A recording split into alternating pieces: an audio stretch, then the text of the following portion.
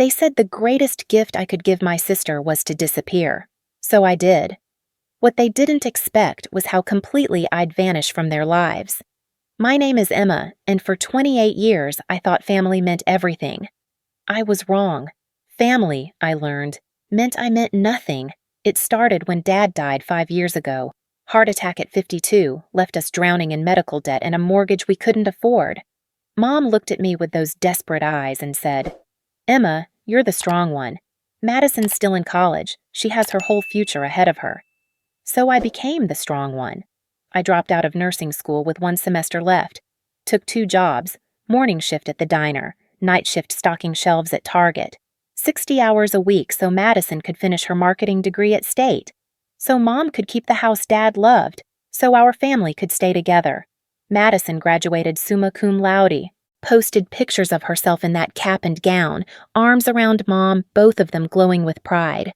I wasn't in any of those photos. I was working a double shift, covering someone else's Christmas Eve so I could make the mortgage payment.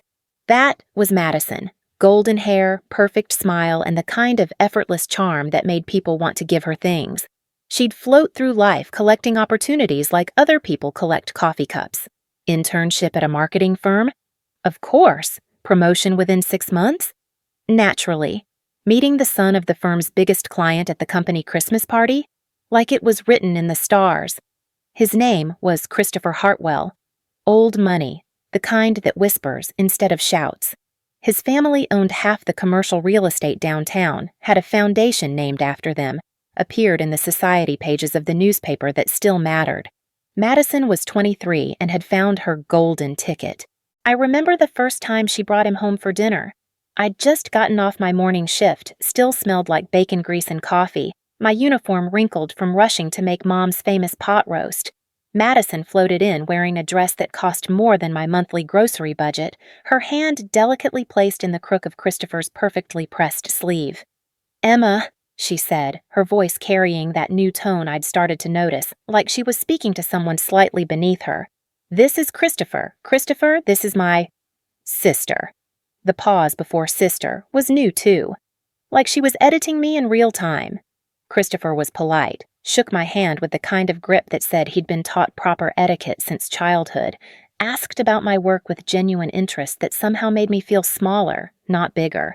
When Mom served dinner, I caught Madison shooting him looks every time I used the wrong fork, or reached across the table instead of asking someone to pass the salt. After that, the changes came slowly. Madison would schedule family dinners around my work schedule, then act disappointed when I couldn't make it.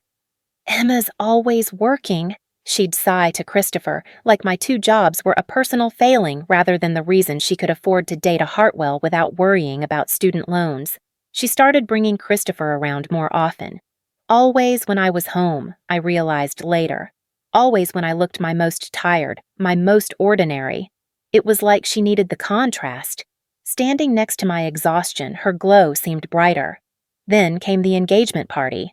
Held at the Hartwell family estate because of course it was.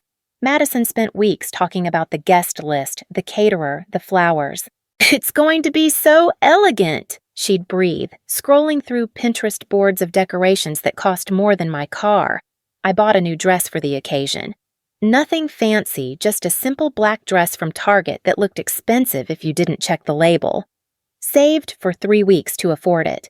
Did my makeup carefully, tried to tame my hair into something resembling Madison's effortless waves. The estate was everything I'd expected and nothing I was prepared for. Rolling lawns, circular driveway, the kind of house that appeared in movies about people whose problems could be solved with money. I parked my 10-year-old Honda between a BMW and a Mercedes, feeling like I was playing dress-up in someone else's life. Madison looked like a princess. That's not hyperbole. She literally looked like she'd stepped out of a fairy tale. Her dress probably cost more than my rent, her hair and makeup professionally done, her smile radiant as she accepted congratulations from women wearing jewelry worth more than my annual salary. I found Mom near the champagne table looking almost as out of place as I felt, but trying to hide it better. She'd borrowed a dress from her sister, gotten her hair done at the salon where she used to work before Dad died. She looked proud and nervous and a little overwhelmed. "Emma!" Madison appeared beside us like a vision in silk and diamonds. "I'm so glad you could make it. You look—" She paused, her eyes scanning my target dress with an expression I couldn't quite read. "Nice." Nice. Not beautiful, not lovely, not even pretty. Nice. The kind of word you use for a casserole or a thank you note. Christopher's mother, Patricia Hartwell, materialized as if summoned by some invisible bell. She was the kind of woman who'd clearly been beautiful once and had spent considerable money making sure everyone could still tell. Her smile was perfectly practiced, her handshake firm, but brief. "You must be Emma," she said, and I caught something in her voice that made my stomach clench. "Madison has told us so much about you." I wondered what exactly Madison had said. From Patricia's expression, it hadn't been particularly flattering. The party continued around us. People I didn't know making small talk about things I couldn't afford to care about. Vacation homes in the Hamptons, private schools for children who weren't born yet, charity galas that required donations larger than my monthly income. I spent most of the evening standing near the catering table, trying to look like I belonged while fighting the urge to calculate how much money was being spent on flowers that would die in a week. Madison worked the room like she'd been born to it, laughing at the right moments, saying exactly the right things, her hand constantly finding Christopher's arm or shoulder. She belonged here in a way I never could, never would. Watching her, I felt something I'd never felt before about my little sister. Envy. Not of her dress or her ring or even her fiancé, but of how easily she'd stepped into this world and made it hers. Near the end of the evening, I overheard Patricia talking to another woman near the dessert table. I wasn't trying to eavesdrop, was just reaching for a pet at 4 when I heard Madison's name. "She's lovely, of course," Patricia was saying, "and Christopher is absolutely smitten. Though I do worry about the family situation. The sister seems, well, I'm sure she's very nice, but she's hardly what one would call refined." The petit four crumbled in my fingers. I brushed the crumbs off my dress, my nice Target dress that had seemed so perfect in my bedroom mirror, and walked toward the exit without saying goodbye. I sat in my Honda for 20 minutes before starting the engine, watching through the windows as the party continued without me. Golden light spilled across the perfect lawn, and inside, perfect people celebrated my sister's perfect engagement to her perfect fiancé. I was the rough edge that needed to be smoothed away. The wedding planning began immediately. Madison threw herself into it with the same intensity she'd once applied to her sorority activities. Dress fittings, venue tours, menu tastings. Every detail had to be perfect because the Hartwells were paying attention. I helped where I could, picked up flowers when Madison was busy with wedding dress appointments I wasn't invited to, drove her to meetings with caterers who quoted prices that made my eyes water, listened to her stress about seating charts and centerpieces and whether the string quartet was elegant enough for Patricia's standards. "I just want everything to be perfect," Madison would say, and I'd nod and agree, because what else could I do? This was her moment, her chance to officially join the world she'd been trying to enter since she met Christopher. I was happy for her. I was. Even if that happiness felt increasingly complicated, the conversations about the wedding started to feel different as the date approached. Madison would talk about the guest list, then pause when she got to certain names. "The thing is," she'd say, "space is really limited. The Hartwells have so many family friends who have to be included, and Christopher's fraternity brothers, and my sorority sisters." She never said I might not fit, never said the words out loud, but they hung in the air anyway, unspoken but understood. The final conversation happened 3 weeks before the wedding. I came home from my morning shift to find Madison, Mom, and Christopher sitting around our kitchen table with serious expressions. Wedding planning materials covered the surface: guest lists, seating charts, vendor contracts.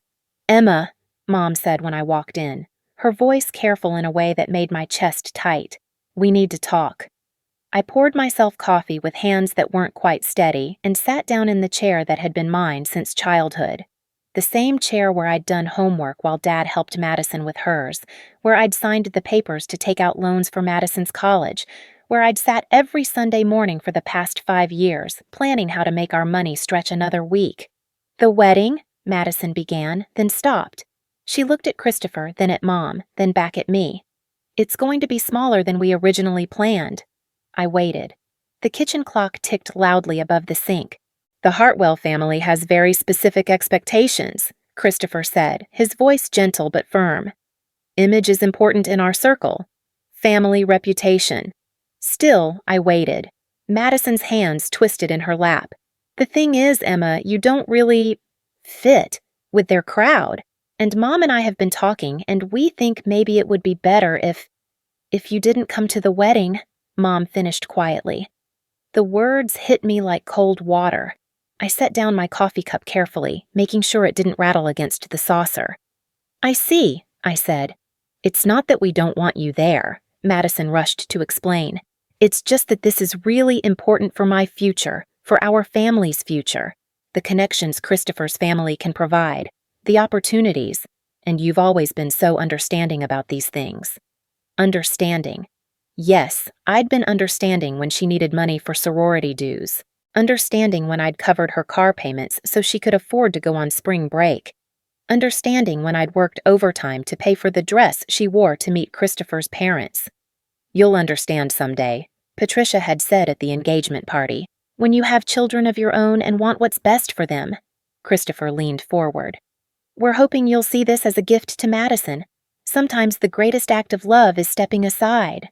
A gift. My absence as a wedding present. Emma? Mom's voice was soft, pleading. Say something.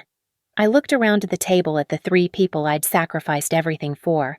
Madison, beautiful and desperate and willing to erase me for acceptance. Mom, tired and scared and choosing the daughter who could provide security. Christopher, polite and privileged and convinced his comfort mattered more than my humanity. I understand, I said finally. Relief flooded their faces. Madison reached across the table like she might take my hand, but I stood up before she could touch me. I understand perfectly. I walked upstairs to my room and closed the door. Sat on the bed I'd bought with overtime money and looked around at the life I'd built in the spaces left over from everyone else's dreams. My books on the nightstand, nursing textbooks I'd never gotten to finish. My uniforms hanging in the closet, washed and pressed, and ready for another week of supporting other people's futures. On my dresser sat a photo from Madison's college graduation, the one where she and Mom were glowing with pride and possibility. I wasn't in that picture either. I'd spent 5 years being understanding, 5 years being the strong one, the reliable one, the one who stepped aside so others could shine. I'd understood myself right out of my own family, but understanding, I realized, was a two-way street. I pulled my laptop out from under the bed and started making calls. The next morning, I woke up before dawn like I had every day for 5 years, but instead of putting on my diner uniform, I dressed carefully in jeans and a sweater. I made coffee and toast and sat at the kitchen table where just yesterday my family had asked me to disappear. Today, I was going to give them exactly what they wanted. I started with the bank. Our joint account, the one where I deposited both my paychecks every week, where Mom's Social Security went, where Madison's occasional freelance payments landed. The account that paid our mortgage, our utilities, our groceries. The account that had my name as the primary holder because Dad had set it up that way when he got sick, wanting to make sure someone responsible was in charge of the family finances. I need to freeze this account, I told the manager, sliding my ID across his desk. Is there a problem, Miss Patterson? Family restructuring, I said. I need to protect my assets. The apartment was next. The deed was in my name, another of Dad's arrangements, transferring ownership to me when the medical bills started piling up. Mom and Madison had never questioned it, never thought to ask whose name was on the paperwork. Why would they? I was just Emma, the one who took care of things. I'd like to list this property for sale, I told the realtor. Immediately. Are you sure? The market's hot right now, but selling this quickly. There might be better options if you can wait a few months. I can't wait, I said. I need this done before next weekend. She named a price that made my stomach flutter. Even after paying off the remaining mortgage, there would be enough left over to start fresh somewhere else. Somewhere I could finish nursing school. Somewhere I could build a life that belonged to me. The utilities were easier. Electric, gas, water, internet. all in my name, all paid from the account I was about to close. I scheduled disconnection for Monday, the day after Madison's wedding. "Ma'am, are you sure about the timing?" the customer service representative asked. "Weekend disconnections require an emergency service fee." "I'm sure," I said. "Monday morning, first thing." My car was the last piece. The Honda might be 10 years old, but the loan was paid off and the title was clear. I'd need it where I was going.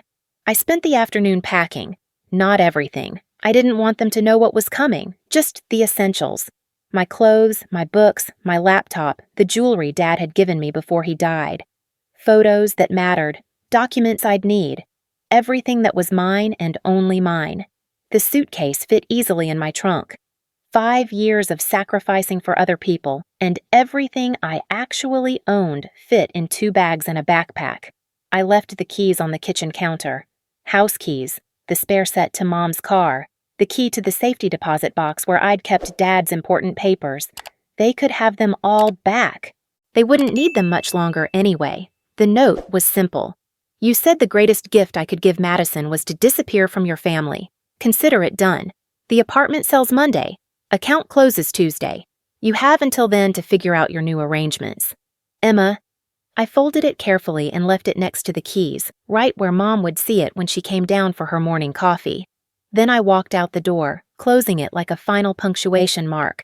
I drove to a hotel across town and checked in under my own name, ordered room service for the first time in my life, and ate dinner in a bed I didn't have to make, in a room I didn't have to share, planning a future that belonged entirely to me. My phone started ringing around 7 a.m. First Mom, then Madison, then numbers I didn't recognize. I let them all go to voicemail. The first message was Mom, her voice shaky. "Emma, honey, we found your note. Please call us back. We can talk about this." The second was Madison, crying, "Emma, please, the wedding is tomorrow. You can't do this now. Please just call me back." The third was Christopher, formal and cold. "Emma, this is Christopher Hartwell. I think there's been a misunderstanding. We need to resolve this situation immediately." I deleted them all without listening to the rest. By noon, the realtor called. "We have 3 offers already, all above asking price. This is remarkable for such short notice." "Take the highest one," I said. "Cash preferred if possible." "There is one cash offer, but it's slightly lower than—" "Cash," I said. "I want this done clean and fast." The bank called next. "Miss Patterson, there's been some unusual activity on your account. Several attempted withdrawals were denied due to the freeze you requested. Are you aware?" "I'm aware," I said. "The freeze stays in place until I close the account on Tuesday." By evening, my phone had 47 missed calls and 32 unheard voicemails. I turned it off and ordered Chinese food from room service, eating lo mein while I researched nursing programs in cities where nobody knew my name. Tomorrow was Madison's wedding day. Tomorrow, my family would learn what it actually cost to erase me from their lives. Tomorrow, I would be free. Saturday morning arrived with the kind of perfect spring weather that wedding planners dream about. Clear skies, gentle breeze, temperature in the mid-70s. From my hotel room window, I could see couples walking hand in hand toward the farmer's market, families loading up minivans for weekend adventures, the whole world spinning forward like nothing had changed. My phone had been silent since I turned it back on at dawn. 43 new voicemails waited, but I wasn't ready for those voices yet. Instead, I ordered coffee from room service and opened my laptop to check my email. The realtor had sent the closing documents. Cash sale as requested, closing Monday at 2 p.m. The buyer was an investment company that specialized in quick turnarounds. They didn't care about the family history soaked into those walls, didn't want to know why I was selling so fast. They saw square footage and market value and profit margins. Perfect. At 10 a.m., my phone rang. Unknown number, but I recognized the area code. Christopher's family. I almost let it go to voicemail, then changed my mind. This conversation was going to happen eventually. "Emma." Patricia Hartwell's voice was crisp, controlled, but I caught the edge underneath. "We need to talk. I'm listening. This little tantrum of yours is affecting innocent people. Madison is beside herself, your mother is in tears, and Christopher's family has guests arriving from 3 states for a wedding that may not happen because of your selfishness." Tantrum. 5 years of financial support reduced to a tantrum. I'm sorry you're having difficulties, I said carefully. But I gave you exactly what you asked for. You wanted me to disappear. I disappeared. Don't be dramatic. We never said... You said the greatest gift I could give Madison was to step aside. So I stepped aside. Completely. You know that's not what we meant. Actually, I know that's exactly what you meant. You just didn't think about the practical implications.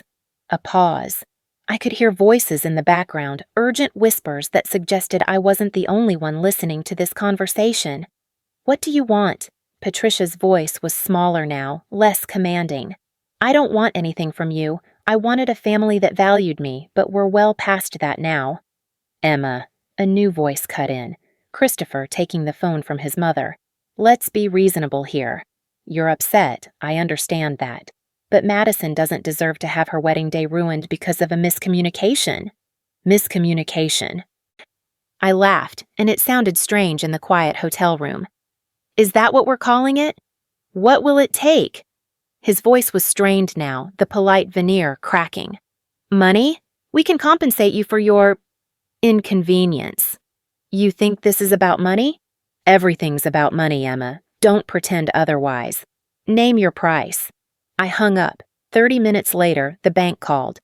Miss Patterson, we've had several people trying to access the frozen account this morning. They claim to be family members with authorization, but since you're the primary account holder and specifically requested the freeze... The freeze stays, I said. No exceptions, no matter who calls. Understood. Also, we've had inquiries about the account from what appears to be legal representation. A Mr. Garrison from Hartwell, Morrison and Associates called asking about the account status. They'd brought in lawyers. That was fast. Is there anything I need to be concerned about legally? Not at all. You're the account holder. You have every right to freeze or close your own account. I just wanted to make you aware. By noon, the situation had apparently escalated beyond phone calls. I was reviewing nursing programs on my laptop when someone knocked on my hotel room door. Sharp, authoritative knocks that demanded attention. I looked through the peephole and saw a woman in an expensive suit holding a briefcase. Lawyer, definitely. Behind her stood Christopher, looking like he'd slept in his clothes. Emma Patterson? The woman called through the door. My name is Janet Morrison. I represent the Hartwell family. We need to discuss the legal implications of your recent actions. I opened the door but left the chain latch engaged. I'm listening. Miss Patterson, I'll be direct. Your withdrawal of financial support 24 hours before a wedding that's been planned for 8 months constitutes intentional interference with contractual obligations. The Hartwell family has invested significant resources based on assurances that certain financial arrangements were in place. What assurances? What contractual obligations? Your family represented that they were financially stable, that the wedding expenses would be covered as discussed. There are vendor contracts, catering deposits, venue commitments, none of which are in my name, I said. None of which I signed. Christopher stepped forward. Emma, please, just open the door. Let's talk about this like adults. We tried talking yesterday. You told me the greatest gift I could give was to disappear. I never said that. No, you didn't. But you sat there while your fiancé and my mother did, and you nodded along like it made perfect sense. The lawyer consulted her briefcase. Miss Patterson, there are laws about abandonment of dependents. Your mother and sister may have claims. My mother is 54 years old and collecting Social Security survivor benefits. My sister is 25, college-educated and employed. Neither of them is my dependent. But the pattern of support you've established creates certain expectations. Expectations aren't contracts, I said. And generosity isn't slavery. I closed the door and turned the deadbolt. They knocked for another 5 minutes before giving up. At 2 p.m., the wedding was supposed to start. I found myself wondering if they'd managed to salvage it somehow. Maybe the Hartwell family had covered the costs, written checks to keep their son's wedding day intact. Maybe they'd found a way to function without the financial foundation I'd provided for 5 years. My phone buzzed with a text from a number I didn't recognize. Emma, this is Madison's friend, Jessica. I got your number from your mom. The wedding is postponed. Madison is asking for you. Please call. I deleted it. Another text, this one from Madison herself. Emma, I'm sorry. I was wrong. Please come home. We can fix this. I screenshot it and saved it to a folder labeled Documentation. My lawyer, yes, I was getting a lawyer, would want to see evidence of the contact attempts. At 3 p.m., my phone rang again. This time, it was a number I recognized but hadn't heard from in months. My cousin Sarah, Dad's niece, who'd moved to Portland after college and only came back for major holidays. Emma? What the hell is going on? Aunt Linda called me crying about Madison's wedding being canceled and something about you selling the house? It's complicated. Complicated how? Mom said you disappeared and took all the family money. I laughed bitterly. The family money? Sarah, I worked 2 jobs for 5 years to keep that family afloat. Every penny in that account came from my paychecks. Wait, what? I thought... Mom always said Uncle Mike left you guys well provided for. Dad left us medical debt and a mortgage. I've been paying everything since the day after his funeral. Silence on the other end. Then, Emma, are you serious? Madison never worked? Your mom didn't contribute anything? Mom gets a small Social Security check. Madison freelances occasionally, maybe makes enough to cover her gas and phone bill. Everything else has been me. And they asked you not to come to the wedding? They said I didn't fit with Christopher's family's image, asked me to disappear as a gift to Madison. Jesus Christ! Sarah's voice was quiet now. Emma, why didn't you ever say anything? We all thought... at family gatherings, Madison always talked like she was doing so well, and your mom never mentioned... What was I supposed to say? That I dropped out of nursing school to support my sister's sorority dues? That I worked overtime every week so she could date a rich boy without worrying about money? That I've been invisible in my own family for 5 years? Oh, honey, Sarah's voice cracked. I'm so sorry. We all just assumed... Madison's social media always made it look like she had this glamorous life, and you were always so quiet about everything.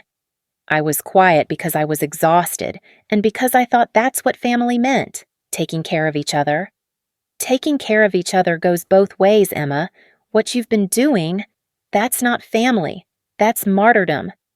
After we hung up, I realized Sarah was the first person who'd asked for my side of the story, the first person who'd questioned why a 25-year-old college graduate needed her older sister to pay for her life, the first person who'd suggested that maybe, just maybe, I wasn't the villain in this scenario. Sunday morning brought a flood of social media activity. I'd unfollowed Madison months ago, tired of seeing pictures of restaurant dinners I couldn't afford and weekend trips I'd helped fund, but curiosity got the better of me. Her Instagram was a carefully curated disaster. Yesterday's posts had been wedding preparation photos, her nails, her dress hanging in perfect lighting, artfully arranged flowers with captions about the most important day of my life. Today's posts told a different story. The most recent was a photo of her in her wedding dress, makeup smeared, sitting on her bed surrounded by tissue paper and gift boxes. The caption read, "Sometimes family disappointments you in ways you never expected. Postponed, not canceled. Love wins. Family drama, wedding postponed, heartbroken." The comments were exactly what I'd expected. Friends offering sympathy, distant relatives asking what happened, strangers speculating about family feuds. Madison had positioned herself as the victim of mysterious family drama, the innocent bride whose special day was ruined by circumstances beyond her control. I scrolled through the responses. Most were supportive, but a few asked pointed questions.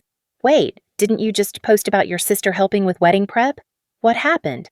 I thought your family was super close. Girl, what kind of family drama happens the day before a wedding? Madison hadn't responded to any of the questions. Smart. The truth wouldn't play well on Instagram. The bank called Monday morning to confirm my account closure appointment. Miss Patterson, I want to make sure you understand that once we close this account, any automatic payments or direct deposits will be declined. Are there any ongoing commitments you need to address? No, I said. That's exactly the point. The realtor called an hour later. We're all set for closing at 2 p.m. The buyers are eager to finalize and all the paperwork is ready. Are you prepared for this? I've been prepared for years. The closing was anticlimactic.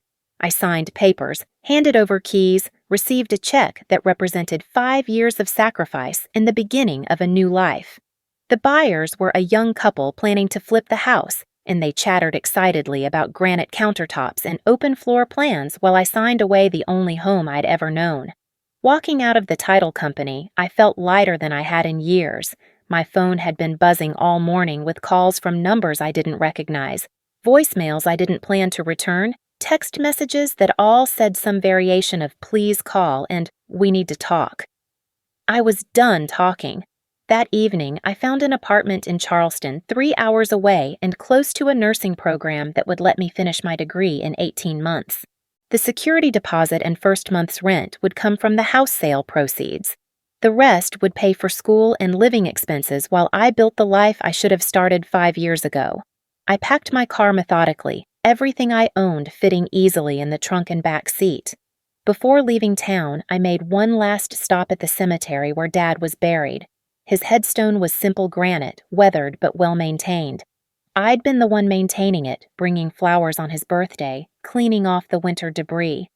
Mom and Madison visited on holidays, but the regular care had been my responsibility. Like everything else. "I'm leaving, Dad," I said quietly, placing fresh flowers by the stone. "I know you wanted me to take care of them, but I can't do it anymore. They don't want me to take care of them. They want me to disappear so they can pretend I never existed." The wind rustled through the oak trees overhead. In the distance, I could hear highway traffic, people going places, moving forward. "I think you'd understand," I continued. "You always said families should lift each other up, not tear each other down. That's not what this is anymore." I stood there for 20 minutes, saying goodbye to the only parent who'd ever truly seen me, who'd trusted me enough to put my name on the important papers, who'd believed I was strong enough to hold the family together. He'd been right about my strength. He'd just been wrong about whether the family was worth holding together. Tuesday morning, I drove out of town while the sun was still rising. My phone showed 37 missed calls from the past 24 hours, but I'd stopped checking the voicemails. I knew what they said. Pleas, threats, promises to change, accusations of cruelty. The same pattern every toxic relationship follows when the enabler finally stops enabling. 3 hours later, I parked in front of my new apartment complex in Charleston. It was modest, clean, safe. The kind of place where young professionals starting over went to rebuild their lives. My neighbors would be nursing students and teachers and people who worked for what they had instead of expecting others to provide it. I carried my boxes up 2 flights of stairs, unpacked my books and clothes and the few photos I'd kept. The apartment was small, but mine. The rent came from my own savings. The utilities would be in my own name. The food in the refrigerator would be food I chose and paid for. For the first time in 5 years, I cooked dinner for one person, ate it at a table set for one, fell asleep in a bed I didn't have to share, in a home where no one could ask me to disappear. Wednesday morning, I enrolled in the nursing program. The admissions counselor looked over my transcripts, noted that I'd been an excellent student before my gap years. "Any particular reason for the break in your education?" she asked. "Family obligations," I said, "but those have been resolved." "Well, your previous grades are excellent, and you've clearly gained some life experience. I think you'll do very well here." Life experience. That was one way to put it. That afternoon, I went to the local police station and filed a report about harassment. Not because I thought Mom and Madison were dangerous, but because my new lawyer had advised me to document everything. "Just in case," she'd said. "If they escalate their contact attempts, if they try to claim abandonment or financial abuse, you want a paper trail showing that you tried to establish boundaries legally." The officer who took my statement was sympathetic. "Family disputes are always hard," he said, "but you have the right to cut contact with anyone, including relatives, and nobody can force you to provide financial support to adults who are capable of supporting themselves." By Thursday, I'd established my new routine. Coffee in my own kitchen, reading nursing textbooks, preparing for classes that would start in 2 weeks. No one called my name from the next room asking for help with bills they couldn't pay or problems I was expected to solve. The silence was beautiful. Friday brought the first letter, forwarded from my old address.